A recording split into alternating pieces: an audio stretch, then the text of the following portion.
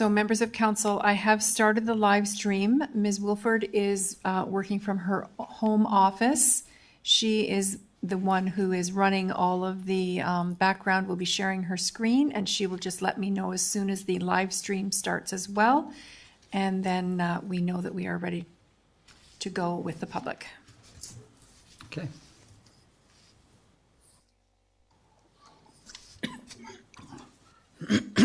There is often about a 2-minute lag, so.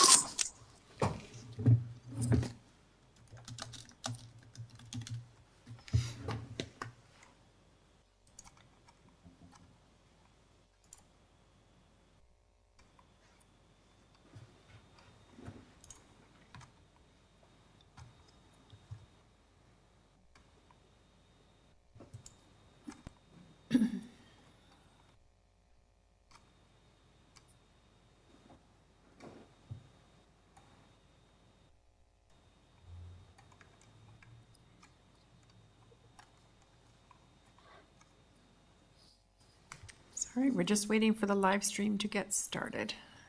It is telling me that it's going on my system here, so.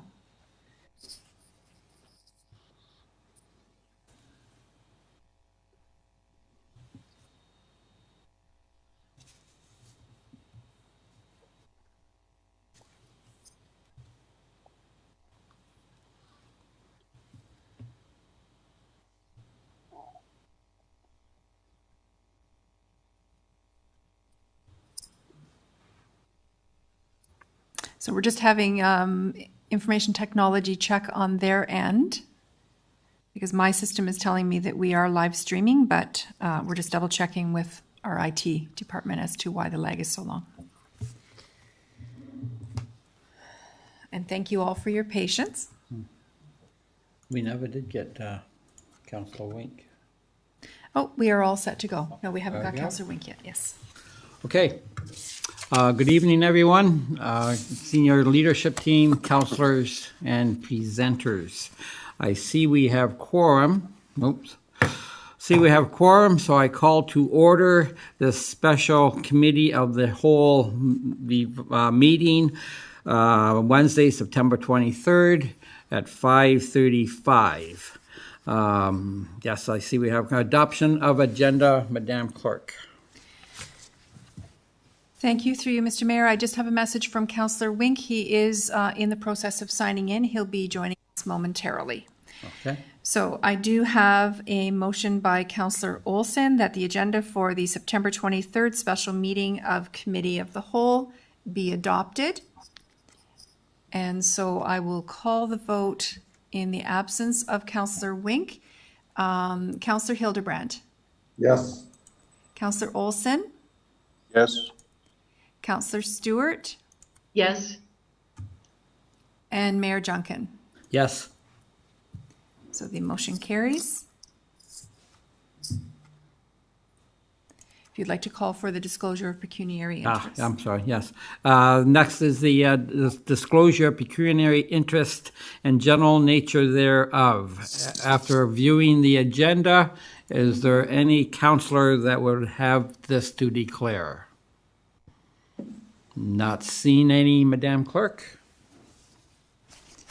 Thank you. So noted, and I see that Councillor Wink has joined us now. The first item of business on your agenda, Mr. Mayor, is the 2021 budget presentation by the Treasurer. You will see that our Deputy Clerk will now be sharing her screen so that the presentation will be available for those viewing from home on the screen. Okay. So for our Zoom attendees, you will notice your screen change. Excellent. And you have the floor. Okay, so good evening through you, Mr. Mayor. I'm very pleased to be here tonight to present the budget open house presentation. So the first slide that we have is the 2021 budget schedule. The schedule has been approved by council.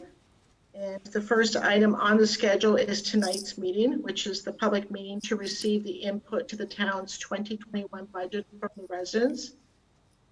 The next meeting that we have is next week on Monday, September the 28th, is the strategic planning meeting. That's with council and the senior leadership team. And on October 19th, the draft capital, operating, and water wastewater budgets will be available for council to review.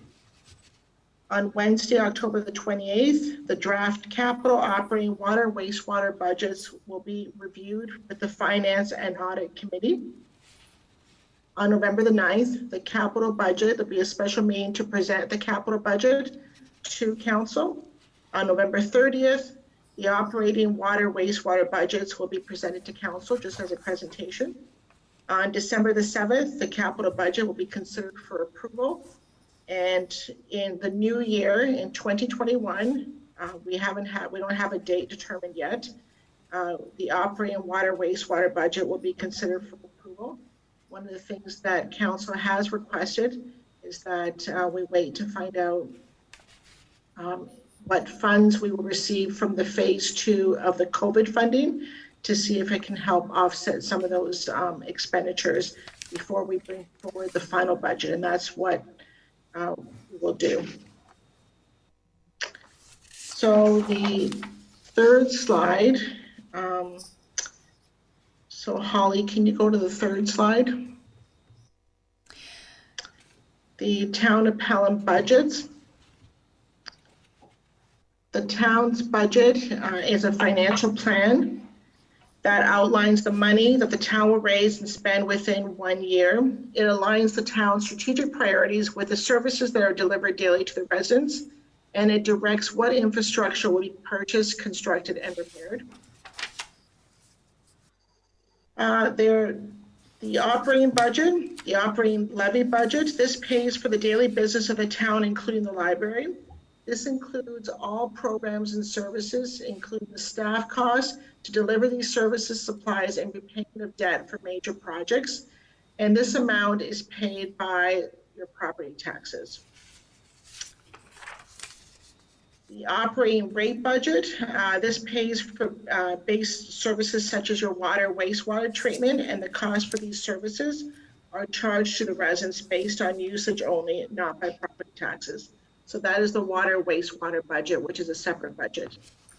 And the third budget we have is the capital budget. The capital budget is used for long-term investments like infrastructure and facilities, which are paid off over time. Road repairs and machinery are examples of capital projects. Development charges also contribute to the funding of our growth-related capital projects. And on the next slide, we always find this very helpful. People always want to know, where do my property taxes go? And so we have taken the assessment of an average home in Pelham. This is based on the 2019 assessment. And so an average home is about $4,469. The town's portion is $1,779. The region is $2,129, and education is $561. So on the next slide, you actually see a graph that shows us that only 40% of the total amount of taxes that a resident pays pertains to to operating the town services. The education is 12%, and this rate is set by the province. We collected on behalf of the province and remit to our local school boards. And on the region sets the rate for their taxes. We collect on their behalf, and we remit this to the region. So the next slide is actually a really good slide that shows you, what are the services that what do your property taxes pay for, and what are the key services? So if you look at the blue represents the services provided by the Niagara region, and the biggest expenditure there would be police services, and the next one would be your regional roads. The green represents the services provided by the town of Pelham, and our biggest expenditure pertains to public works, which is our roads, sidewalks, clearing, grass cutting. That's the biggest expenditure. The next one in the town of Pelham are parks and recreation. And then we see in the red, that is the cost of the education. So this is a really good graph that shows, someone's property taxes, what are all the services that the residents receive, and the cost to administer those services. And on the last slide, the importance of the budget open house is to hear from the residents and businesses of Pelham what their priorities for the town are for the 2021 budget. And this is a great opportunity for us to hear from our residents. And are there any questions? Thank you for the presentation, Madam Treasurer. After hearing this presentation, is there any questions or comments by members of council? Not seen any. I will turn to the clerk. Through you, Mr. Mayor, I do have a motion by Councillor Stewart that committee receive the 2021 budget presentation by the treasurer for information. So I will call the vote.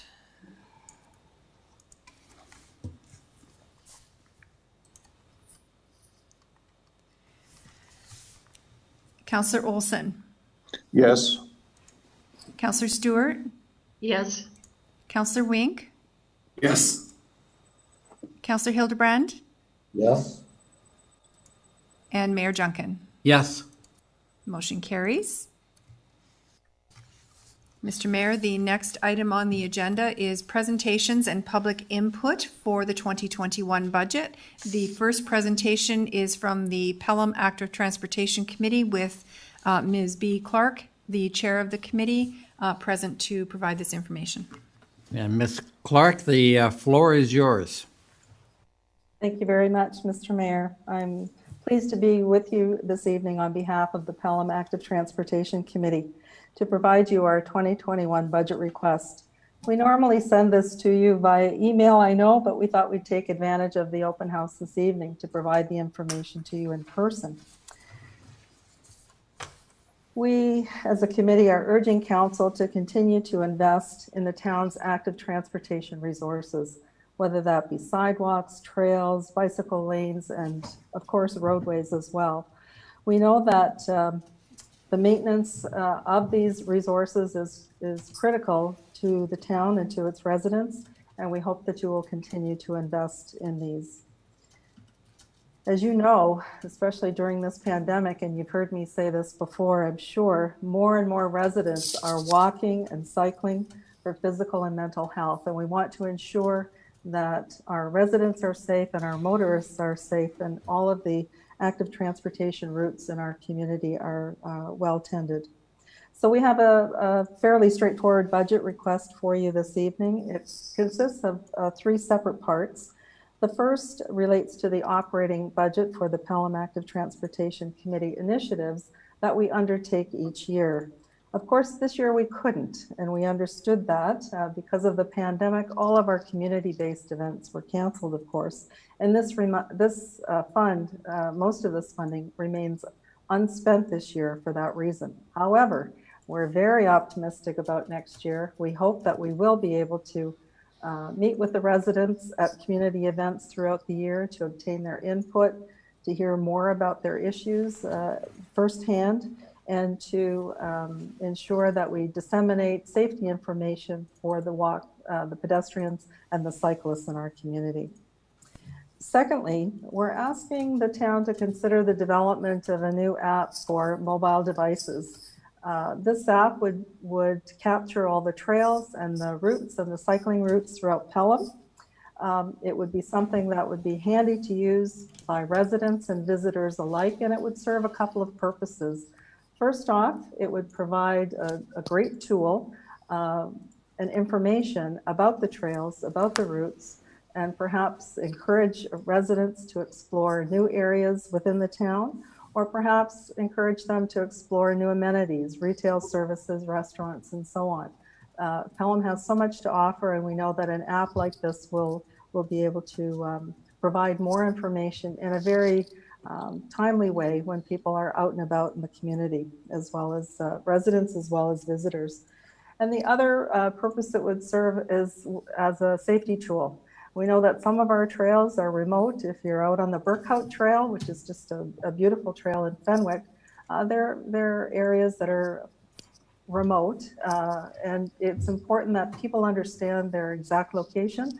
In case of an emergency, they'll be able to notify anyone of their location at that time. So we think it has a multi-purpose. Unfortunately, we don't know exactly how much that would cost, simply because the range in app development can be quite significant, from $1,000, I'm sure, to much, much more.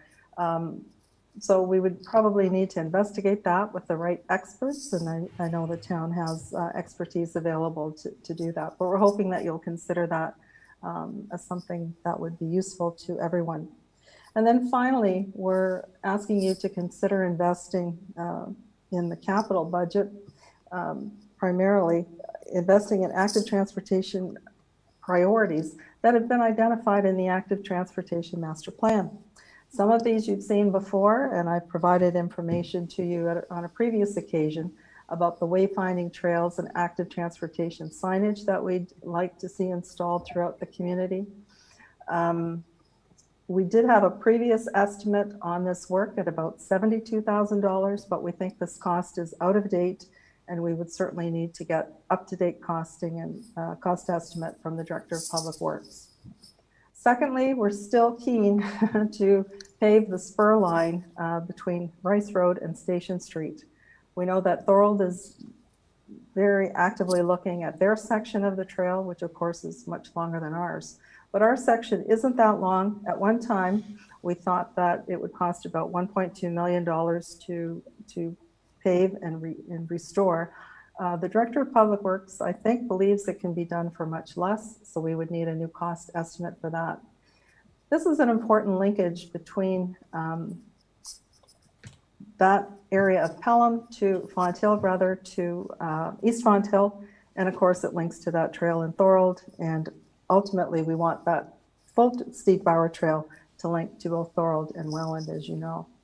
And then finally, the Canberra Road reconstruction has been on our list for quite some time. This is a project that would see the rehabilitation and reconstruction of Canberra Road with the addition of a bike route, bike lanes. The road would need to be widened. We'd be looking for some paved shoulders. We definitely want to remove the rumble strips, and there's some other features to the road that would need to be included. This is a primary link between Fenwick and Fonthill, and we know it's an important commuter cycling route and recreational cycling route, and it could be used even more by pedestrians if it were reconstructed. The cost estimate for this previously was about $1.688 million, but again, an updated cost estimate would need to be provided by the Director of Public Works. So those are the priorities, but there are others. There are certainly other priorities that are identified in the Active Transportation Master Plan. So whether it's these or perhaps some of the others included in the plan, we hope that you will consider investing. We know that resources are finite. We totally understand that as residents of Pelham, but we ask that you consider investing in active transportation every year, whether it's a small amount or a larger amount, because we've been able to access grants or other sources of funding. We know it's important to continue to invest in active transportation. So all of these investments, I know, will benefit the residents of Pelham. So we want to thank you very much for your consideration and the opportunity to present this information to you this evening. Thank you. Thank you for a great presentation. Before I turn it over to council, I do have one question, and I should know this. I didn't do my homework on this.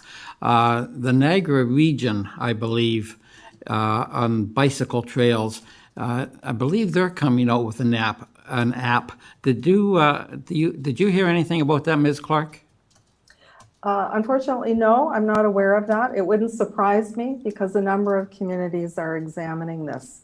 So it wouldn't be a surprise if in fact they're investing in something like this. Okay, I'll make sure I get my homework done when we start talking budget, so I know exactly what they're presenting, and obviously, hopefully, we can get something to be cohesive with whatever they're making up. So obviously, we'll take a look at that. Thank you for that. I go to turn to other members of council. Any questions, comments? And I thought Mr. Hildebrand would have a comment. Go ahead, Councillor. Thank you. I was going to continue on with your comment. Yes, the region does have a biking map and a walking map, and it's a downloadable app. I'm a cyclist, but I've never used the map because I pretty well know my way around town. So I've never used it, but you can go online at the Niagara region and pick up the app and download it in your Android or iPhone. So like I say, I have not used it, so I don't know how user-friendly it is and how applicable it is, but it talks about walking trails, riding trails, and scenic trails. So that's a place possibly to start. Excellent. And I actively support the committee because I think they're doing a great job, and a lot of these projects obviously are things I'd like to see done. Thank you. Thank you, Councillor. Any other comments? Councillor Wink.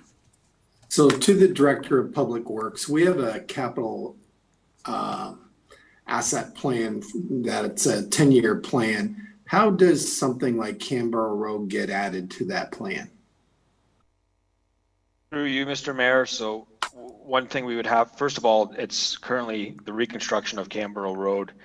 I'll tell you, is not in the 20-year forecast, which we work off of. So to get a project like that added, obviously, it would be support from council. Engineering would proceed with putting together some rough cost estimates on what it would cost to do the work.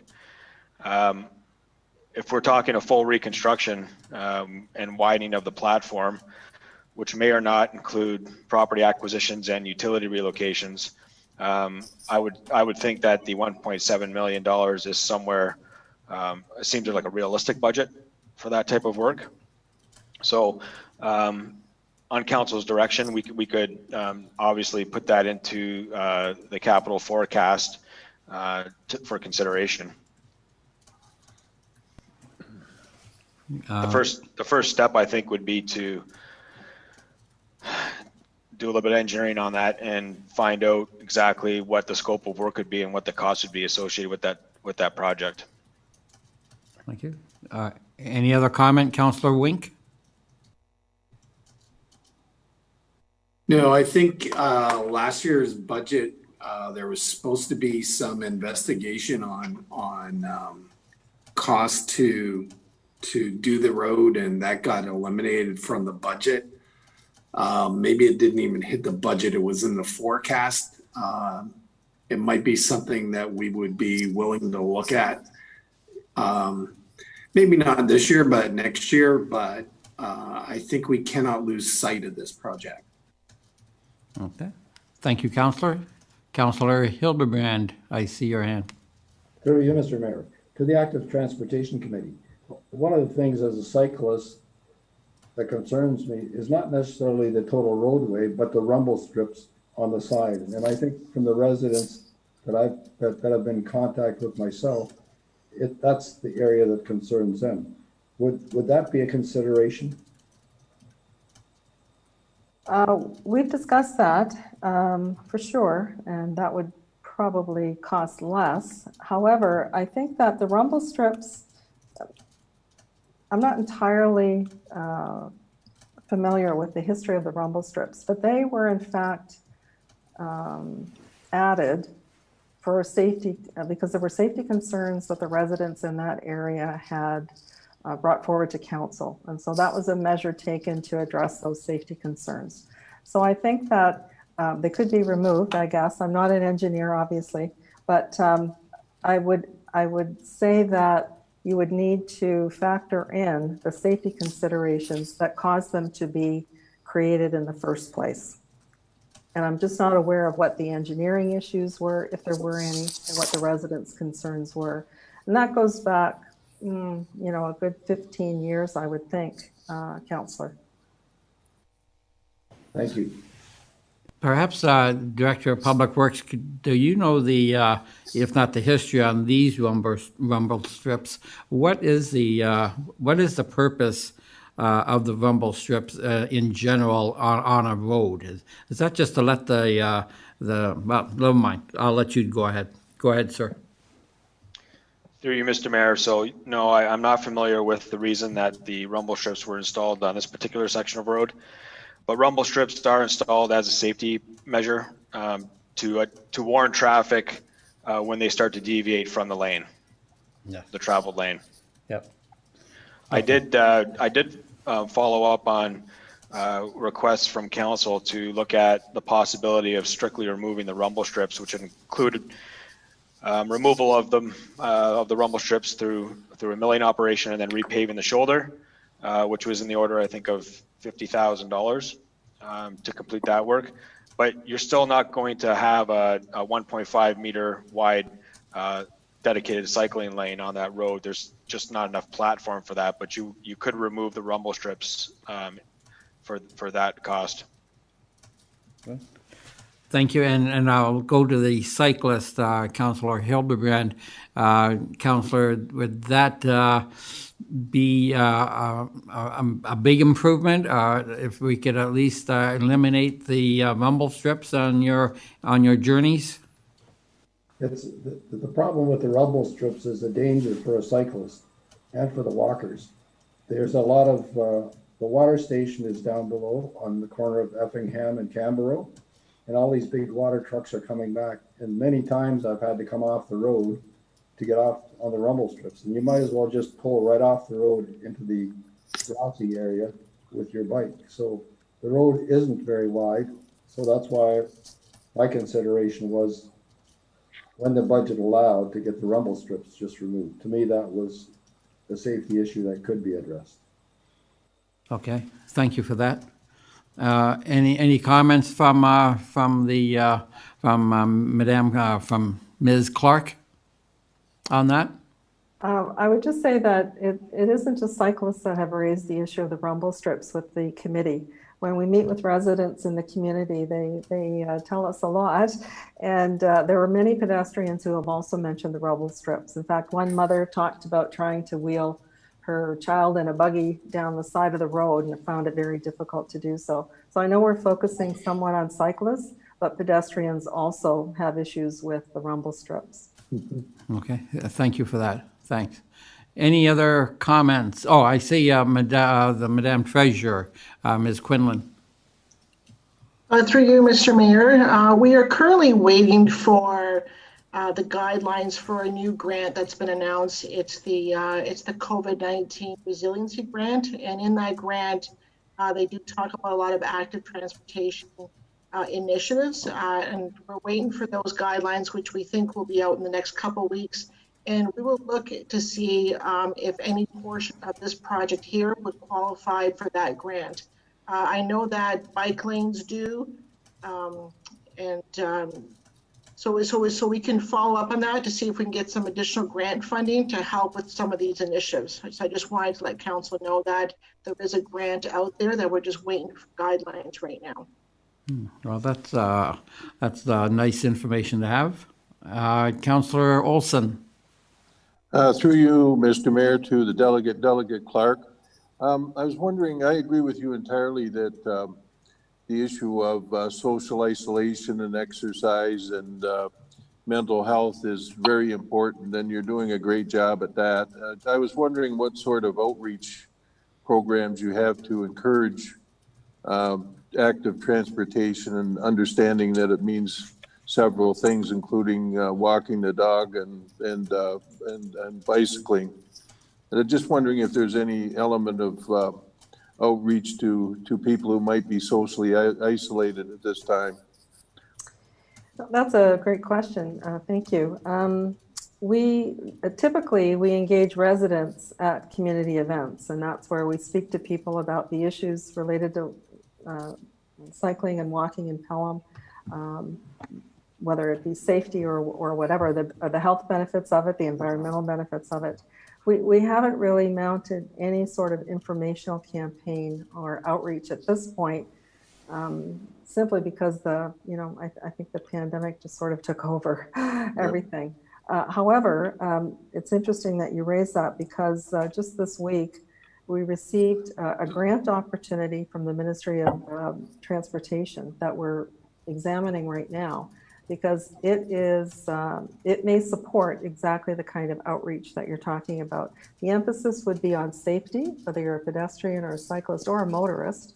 But we've been looking at a social media campaign related to that might in fact encourage people to walk and cycle more, with obviously an emphasis on safety. But we could certainly roll in some of the other benefits of being physically active for mental health, for social reasons, and so on. We also are in touch with the Seniors Advisory Committee from time to time to share resources and information. And we use that committee as a way to try to reach more seniors in our community.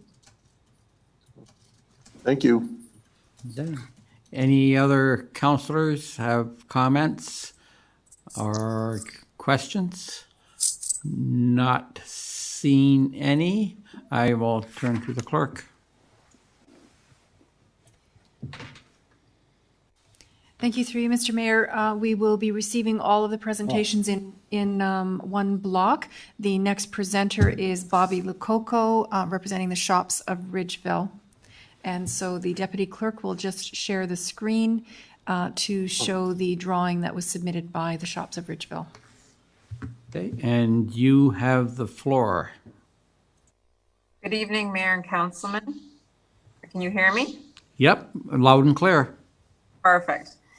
Okay, we the owners of the Shops of Ridgeville are here this evening to create awareness of the challenge that we've been experiencing for many years with parking in our little hamlet, and we are therefore requesting for more parking spaces to be created. The Shops of Ridgeville currently has 12 spaces on Canberra Road and 2 unmarked spaces at the water station. We are proposing this parking layout for the water station for a total of 8 additional parking spots to help alleviate this problem. Our customers often complain that they cannot parking spot after driving around, and then they finally leave. As an example, if our customers decide to meet for a coffee and shopping in Ridgeville and they all drive safely, there's a large portion of our parking taken up on one particular group. We also have had bus tours approach us in the past about making this a destination, but their concerns again are the parking. We are very fortunate to have loyal customers who want to support us, shop local, and bring guests, but not having any parking space is a big deterrent. So we are hoping that maybe you could put in your budget for us to be able to get some extra parking down at the water station. And as the picture shows, if we could put some angle parking in This would enable us to create 8 more spaces for our shop. Thank you. Thank you for that presentation. I think everyone on this council remembers that you were indeed here, if not I believe it was last year, that same presentation. I was in Ridgeville today, right around 2 o'clock, and it is so great to see that little hamlet did indeed have no parking spaces left. And that was on a Wednesday afternoon, middle of the week. So you guys are definitely a busy little hamlet down there, and it would be nice, a priority of this council, if we could lend you a hand to join you in your success. I believe we, from the Director of Public Works, we did have a cost estimate on this, did we not, Mr. Director? Jason? Mr. Mayor, yes, that's correct. I don't recall exactly what the cost was to complete that work. Based on the information submitted with the presentation tonight, my estimation is that parking area, assuming that there's no utility relocations, that could be completed somewhere in the order of $40,000 capital investment. Yes, and I believe that is what the contractor who did the drawings, I'm pretty sure that's the number that he came up with also. Thank you for that. Any other questions, comments? And I see Councilor Wink.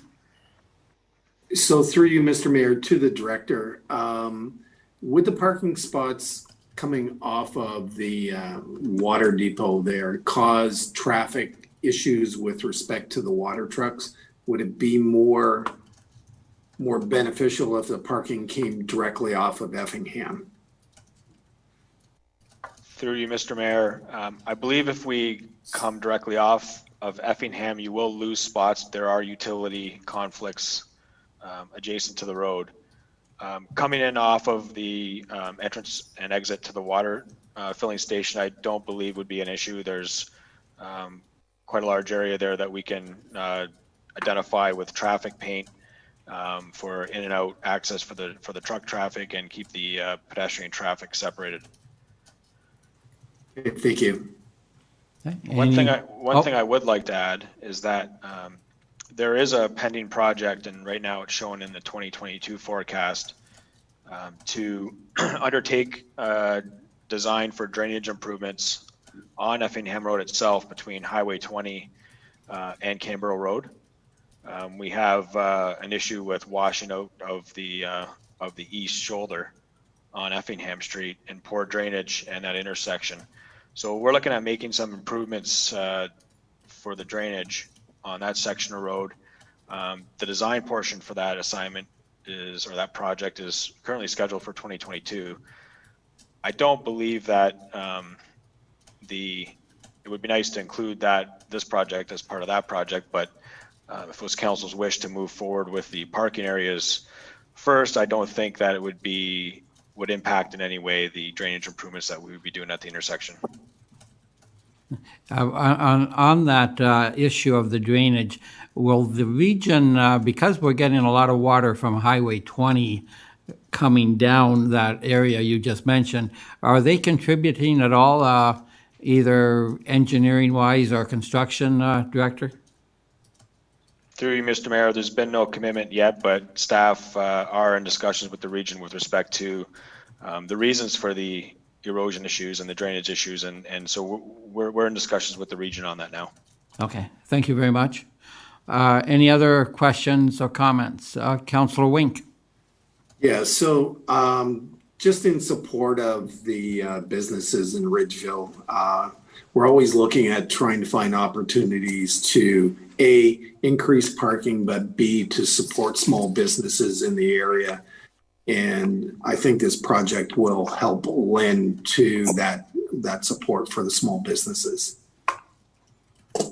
Yes, I totally agree with you on that, Counselor. I know we've had to put this on the back burner. It would be nice if this year, I'm sure everyone on council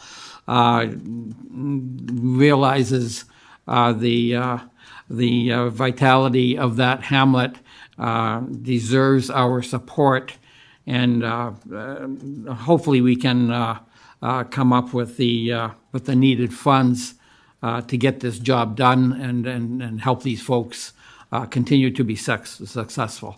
Any other comments? Oh, I see Councillor Olson. Yes, through you, Mr. Mayor.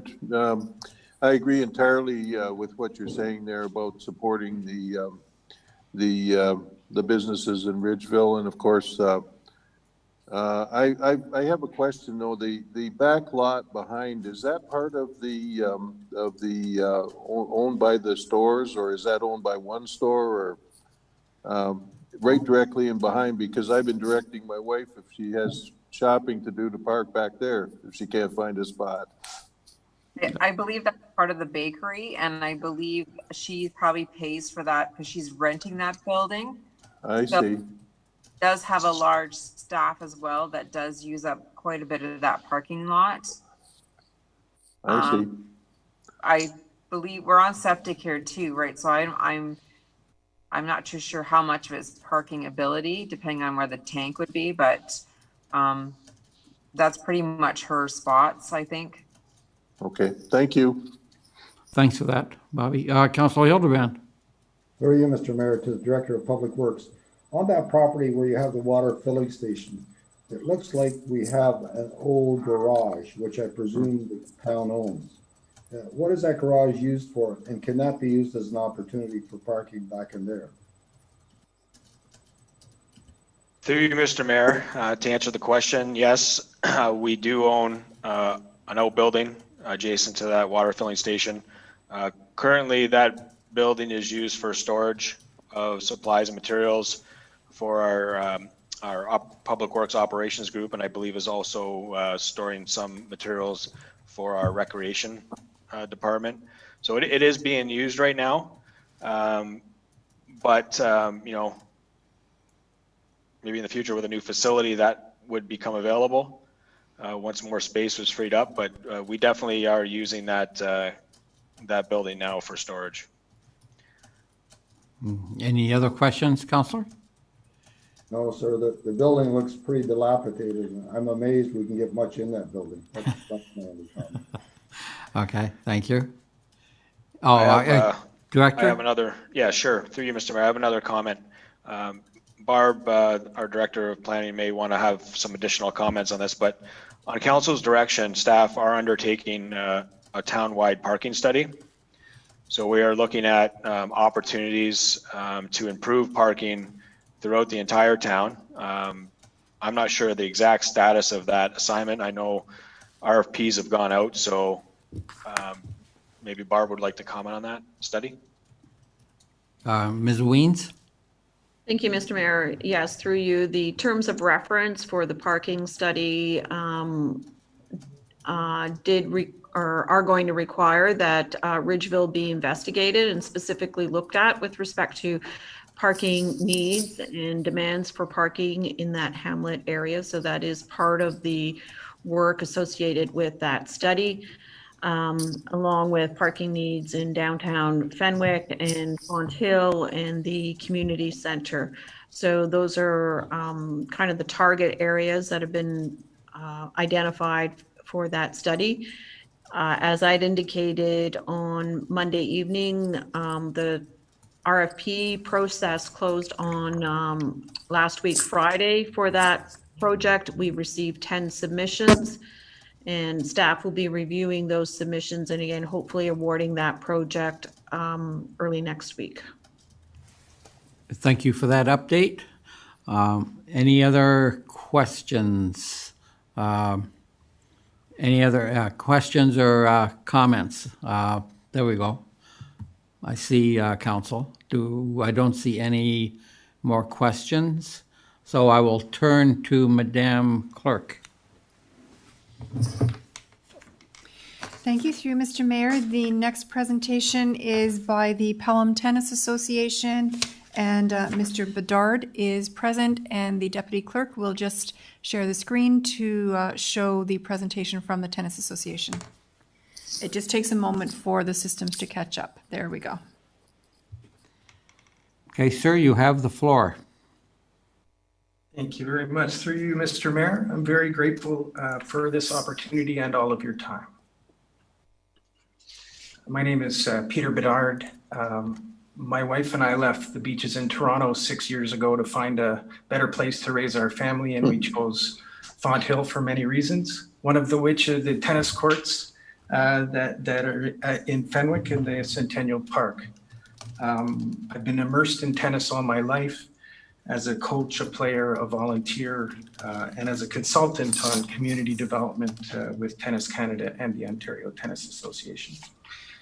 Not to bury the lead, the purpose of this presentation is to share a vision for the future of the courts that will double the capacity for recreation and community use in primetime hours. You know, I have a background in tennis, so the perspective that I can share best is the tennis perspective, but my colleague Jim Fraser and the group of pickleball players in town could also present this from their perspective. We have a growing demand for a limited supply of courts, especially in prime time. Thank you, Holly.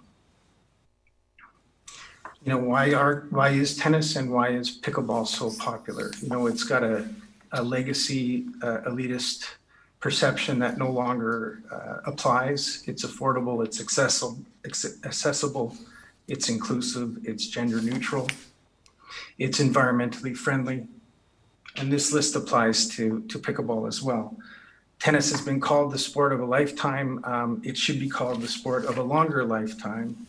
My father turned 89 last week and still plays singles 3 or 4 times a week. Wow.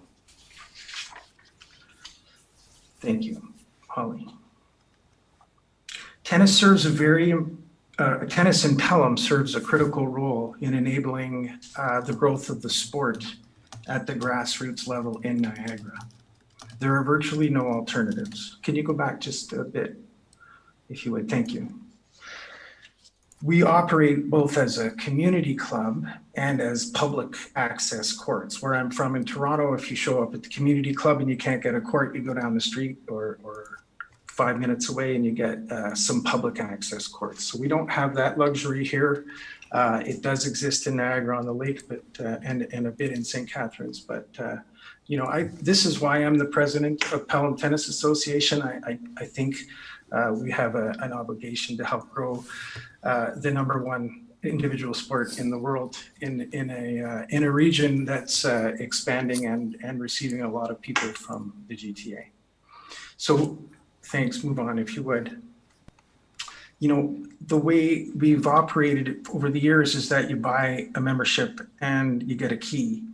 But if you're operating as both community and public courts, people show up and perceive it differently. So we've been working in recent years to try and overcome the perception that we're not accessible. Thank you. Not to bore you with too many numbers, but over the years, we've been increasing our members. And last year we added a shack and we changed the nets and we've upgraded some things and it's been going very well. But then of course, like with everybody, COVID happened, if you would. But as it turns out, tennis, you know, early concerns about transmission of COVID through balls or changing ends didn't play out. And as you can see by this chart, tennis is similar to pumping gas and getting takeout food in terms of risk. We historically, by being a member club of the Ontario Tennis Association, we'd be supported by their insurance policies. This year, they said that we would not be insured if there was a COVID outbreak. So we went to Vicky, who said, don't worry about it, we'll open as public courts, and we can use the insurance that comes with the town. So we didn't actually operate as a club, and we never collected membership fees for that as well. But most importantly, we unlocked the gates. If you would, thank you. It's been a spectacular season for use. You know, when most other activities weren't active, we had 30 or 40 regular pickleball players coming 3 times a week during the morning prime time. And the same would be on the alternate days with individual tennis players. We have now 50 kids in programs. Last year we had less than half of that because we had lost our previous pros. But now we're connected to Marco, who's the pro at Welland in the winter. So those who've taken those programs now have a pathway for the year. Karen Wright has joined. She's a retired school teacher, and those who work in the town would know that she's helped bring some lessons into the community center. And we really do see ourselves as an extension of the Meridian Center ourselves. So it's looking very bright. However, we do have some issues looming, if you would, Holly. We do have over 350 linear feet of cracks on the court. You know, we're paying off the previous loan to fix the courts with a couple of years to go. And but as well, we have 2 factions of growing segments, one pickleball and one retired tennis players. And those people need to play before the sun gets too hot. And so although we may have a lot of capacity in the afternoons, we don't have capacity in the mornings and the evenings. And we're not able to bring much more capacity without creating some conflict.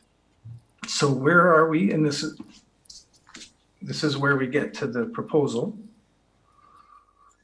What I don't have in this presentation is the current setup, which has where the 4 pickleball courts are shown in light blue. That currently is a tennis court running perpendicular. It's not quite a full size court, so they call it the Rob Mackay practice court, in name the person who made this happen many years ago.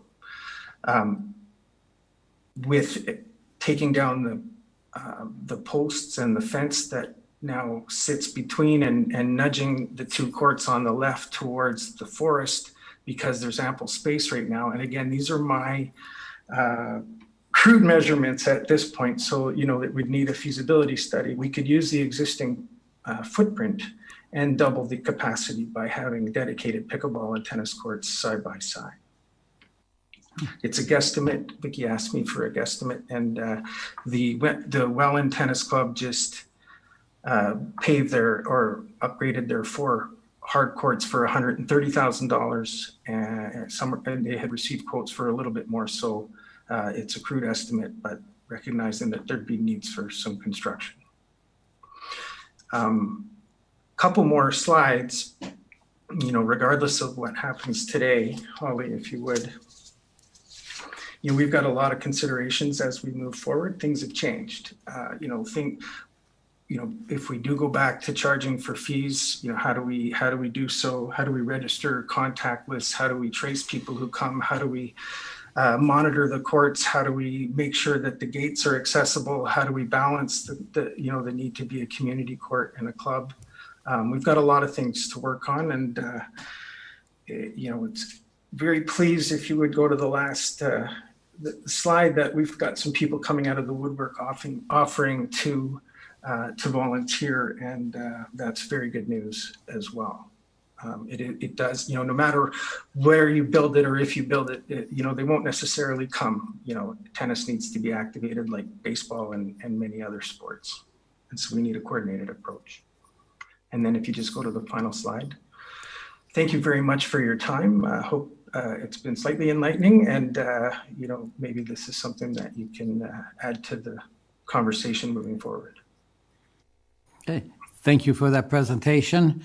I would like to say before I open it up, I can remember when COVID came into the community, and when we started reopening facilities, that was the tennis courts were one of the first ones that the EOC got going with. There was a thing with the washrooms, of course, that we had to figure out.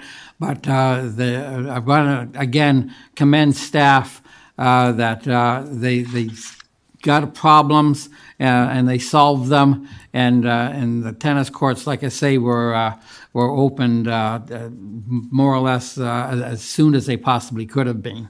So I'm glad that you guys, that the players had a great season.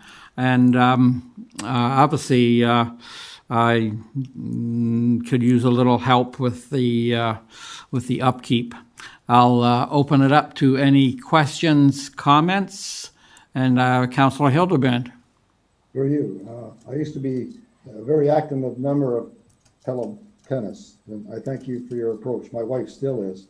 But up till this year, obviously, you were paying a membership to play. And I remember the time when the courts needed resurfacing and the cost for that was $25,000. And I know you referenced in your report that you're still paying off that $25,000 from your club money, probably leftovers from the previous years. So I guess I'm going to be asking several different questions because I'm not sure what model you're proposing. We have another club, which is a similar type of club in town, but they pay for water, hydro, and taxes, but they're a paying club as well, because that's the only way they can keep their facility going as well. And I know in the Niagara Peninsula, there's very few, if any, public courts available. Like in Welland, unless you're a member of the Welland Tennis Club, you're not playing tennis. Correct. So in St. Catharines, there may be a couple left. I'm not sure. I used to try and find all these when I didn't have any money. Realty Park has done the same thing in St. Catharines. They unlocked the gates, and my son Tanner is a competitive player, and he would drive to St. David's 4 times a week this summer in order to get courts. So that's how busy it's been. It's a mad dash when the morning comes to all the available courts in the region. I know, and I see the number that you're projecting for a budget figure of $250,000. That's the council. That's a large leap. Even $25,000 way long time ago when you got on a payment plan was a big leap. So I'm not sure which model you're proposing at this stage. Yeah, I would agree. When I hear what you're talking, I understand it's a high number. I'm not even proposing it. I have an opportunity here to share a vision. And if it's somehow, maybe there's another alternative that, I don't have anything to gain or lose by whatever way we go. I do know, though, that we have a demand that's outstripping our supply of available courts for, people who need it in the mornings. And if we can do something about it, that would be great. So right now it's a mutual exclusive game. If we add a court for pickleball, we lose a court for tennis and vice versa. I'm just looking for a way to see another outcome. Thank you. Thank you. Maybe at this time we'll ask the director of recreation. We do. Do we run pickleball in the summertime in the MCC? Could you maybe elaborate on that, please? Through you, Mr. Mayor. So normally in the summer we would, but of course we have had COVID. We will be opening the courts actually next week for pickleball back up in the MCC. I just wanted to just comment, give council a brief overview on the history behind the tennis courts and the Pelham Tennis Association. And so just so that council knows, the actual tennis program back when I first started 30 years ago, it was the town of Pelham's program. And we would buy the balls and, hire the instructors and register and do all that. But we had a very strong volunteer base, and through, work trying to get more community development and working with the volunteers, they were strong enough to take over that program. So they did. They took over the program for us. which was a great benefit. And we would still order the balls and do, organize it, but they basically were on site every day. And what we would do throughout the years, we would upgrade the tennis courts, resurface it, and through the revenues that they would earn, they would make payments towards the improvements of the facility. And that's why the facility is such a great facility that it is. If it wasn't for the volunteers, we would never have been able to do it.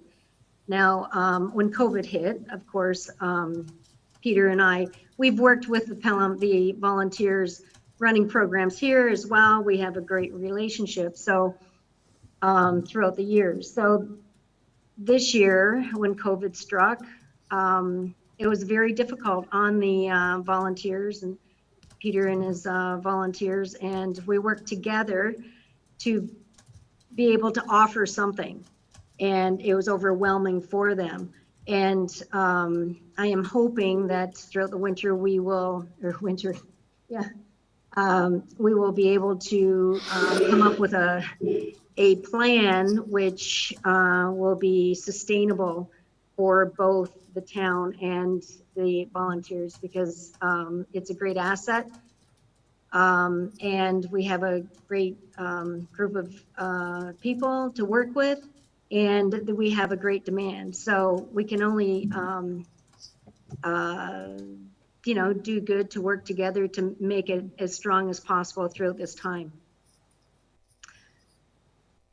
With regard to the capital project that is being suggested, I think that we need to look at it and see. A lot of times we've the cracks. There's certain areas in the facility that is notorious for cracks that we would always have to identify that area. I think it's due to water under the pads or whatever, but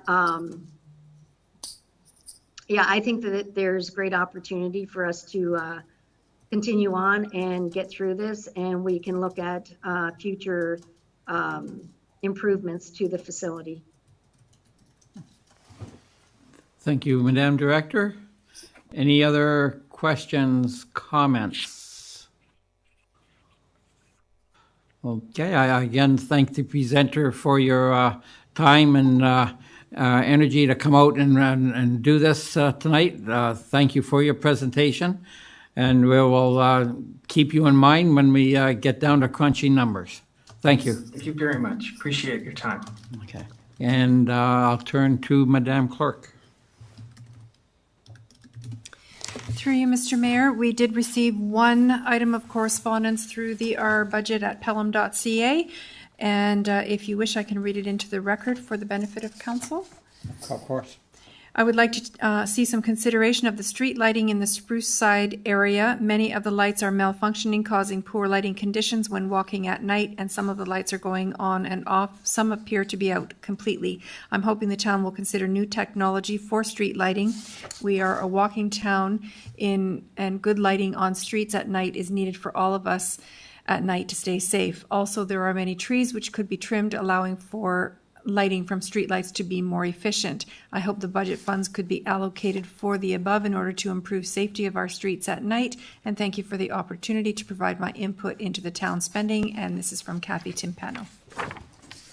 Thank you for that. Perhaps we can have a comment. Well, before I go to you, Councillor, let's hear perhaps from the Director of Public Works. Wouldn't these lights be on a normal maintenance schedule, or could you comment on that, please? Through you, Mr. Mayor, that's correct. The maintenance and upkeep of our street lighting is an operational budget item. There's an annual budget that we have to complete that work. There's a third-party contractor that completes that maintenance for us on behalf of the town. And usually any street light complaint that comes in, whether it's through our public service request system or directly through phone or email to the Public Works Department. Gets logged with our contractor, and then they respond and make the repairs. Okay, thank you. Councillor Hildebrand? Through you, Mr. Mayor, to the comment with regards to the trimming of the trees in Spruce Side. I've got good news. I got a call today from one of the residents that has called me almost weekly. And Davy Tree was on Spruce Side today even, trimming trees. And the biggest issue there, I think, is not necessarily the street lights. Yes, that may be an issue, but the trees needed trimming. And Davy Tree was there this week, this day, trimming trees. So that's a positive. Thank you. Well, that was a coincidence. Great. Thanks for that news, Councillor. Director of Public Works? Yes, through you, Mr. Mayor. One additional comment. In our forecast, we do have plans to do an LED streetlight conversion, which will systematically replace all of the streetlights within the town with new LED streetlights. So this is something where staff are considering. We have preliminary estimates on completing that project. It is in the order of $800,000 to $900,000 for the full conversion. So we've still got a little bit of work to do on that with respect to timing and costs, and seeing if there's any grant funding that would be available. But it is on our radar list to go ahead and go through the town, replace, convert all our streetlights to LED. And so I on that note, because you're just getting into that, I guess we need early to know what the cost saving would be with that expenditure, Director?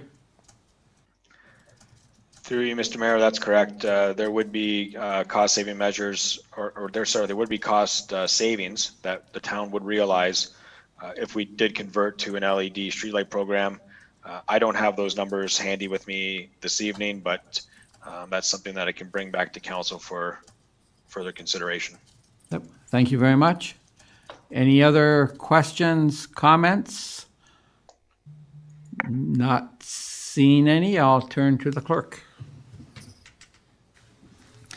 Through you, Mr. Mayor, that does conclude all of the public submissions for the budget open house. So I do have a recommendation here moved by Councillor Hildebrand that committee receive the following 2021 budget presentations and refer to staff for inclusion in the budget considerations.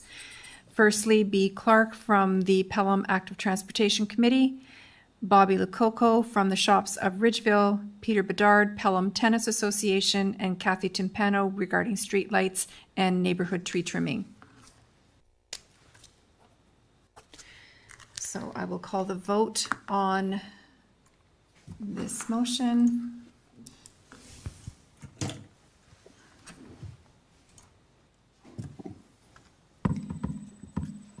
And this vote starts with Councillor Stewart.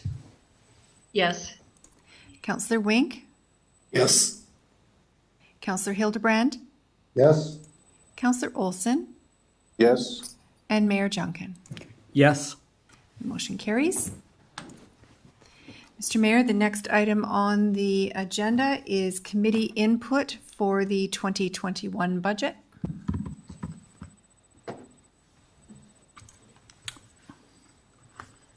Any councillor have any questions or comments to make at this time concerning the budget?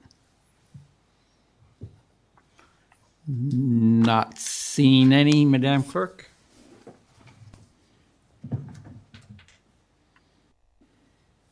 Sorry, the mic's not on. So then through you, Mr. Mayor.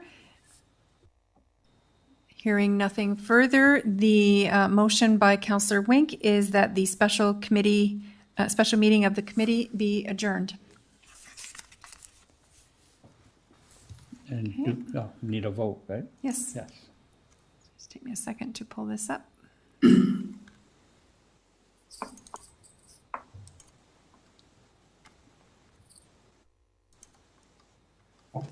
Through you, Mr. Mayor, the vote will start with Councillor Wink, Yes.